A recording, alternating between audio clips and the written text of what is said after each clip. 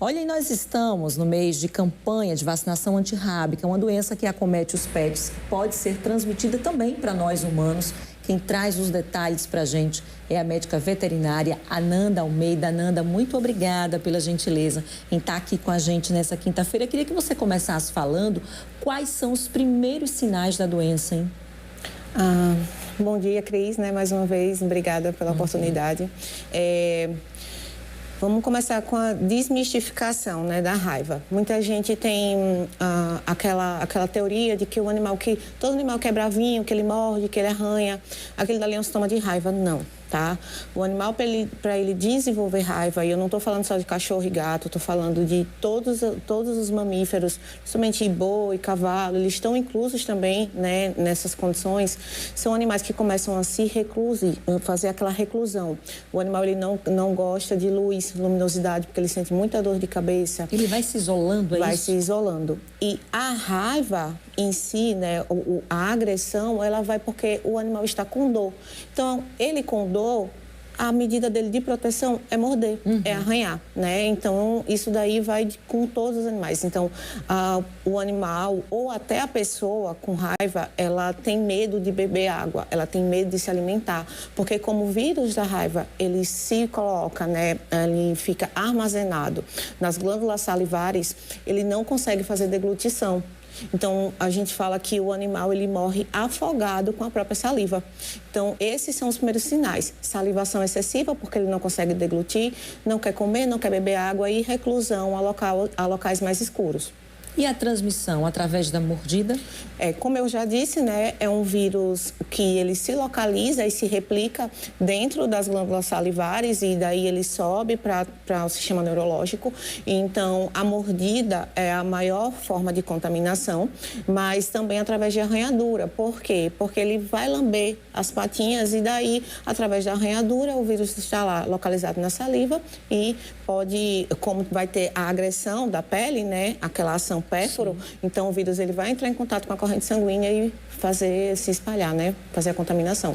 Agora, Nanda, você falando aí dos primeiros sinais, que uma das coisas que se observa é que o animal ele vai ficar isolado, ele vai querer se isolar, ele vai querer ficar no cantinho dele. Como é o diagnóstico? O diagnóstico é clínico? Normalmente, como é feito o diagnóstico da raiva? O diagnóstico da raiva, como é que eu posso falar para vocês? Para tudo tem que ter uma anamnese, uma conversação, Então, o que é que a gente vai primeiro conversar? Esse animal é vacinado? Você tem esse animal em casa ou é um animal que você não tem histórico nenhum? Você foi mordido na rua, Ele tem acesso ao local externo, porque um dos maiores transmissores da raiva é o morcego. O morcego é hematófago, então ele vai chegar, ele vai morder o seu cachorro, o seu gato. Eu tenho até histórias de colegas veterinários dormindo na varanda de casa, o morcego foi lá e mordeu. Então, ele é um dos maiores transmissores. Então, se o seu... eu não vacino, doutora, porque o meu animal ele não sai de casa. Senão, para a gente não é uma desculpa, tá? Porque o maior transmissor, ele vai ter acesso pela sua casa por qualquer via de entrada, Então, a gente vai fazer essa conversação. Não é vacinado? Então, a gente já começa.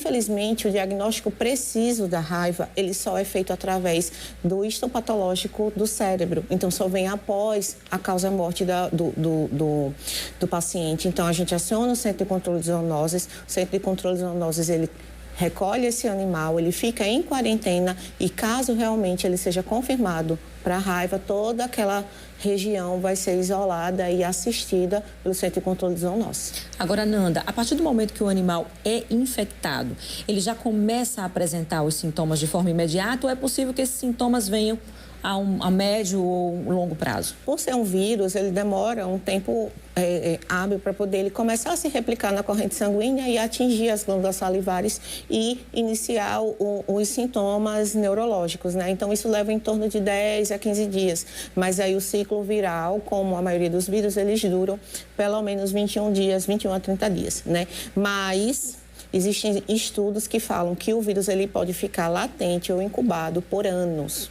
E aí, por uma queda de imunidade, ele se replicar e a doença vir aparecer.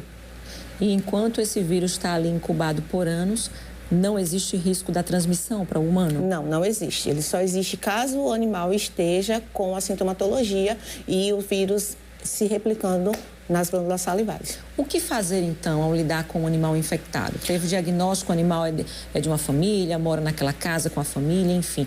Ou até mesmo na rua. Né? Porque muitas vezes a gente encontra um animal na rua, procura o dono, não encontra, aquele animal fica ali durante muito tempo. Se de repente a pessoa desconfiar de que esse animal é suspeito de ter a doença, como lidar com essa situação, Ananda?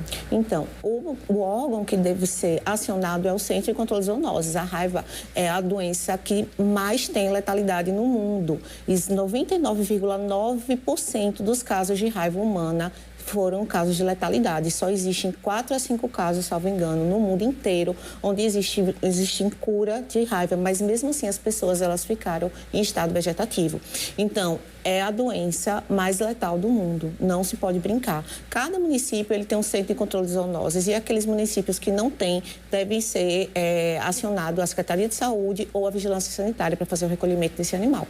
Ananda, aí da importância da vacinação, estamos em plena campanha de vacinação antirrábica, super importante vacinar. Como é que a vacina protege esse animal? Exatamente. A vacina ela vai vir, né, com uma carga viral, né, inativa, fazendo com que o animal ele produza anticorpos para, se caso, porventura, ele tiver contato com esse vírus, né, ele for contaminado de alguma forma, esse animal ele consiga, o sistema imunológico consiga debelar essa infecção inicial com os anticorpos que ele recebeu e produziu através da vacinação, né? Então, é a melhor forma de prevenção. Aqueles animais que não têm, o tutor não tem o hábito, ou também não tem condições, a gente super entende que de ir ao veterinário de forma regular e fazer as vacinas no consultório, devem, né, é um ato de amor, não só com o animal, mas também com a família e toda a população, de levar o seu animal para fazer essa vacinação, porque é uma questão de saúde pública. E essa vacina deve ser dada com que frequência? Anual.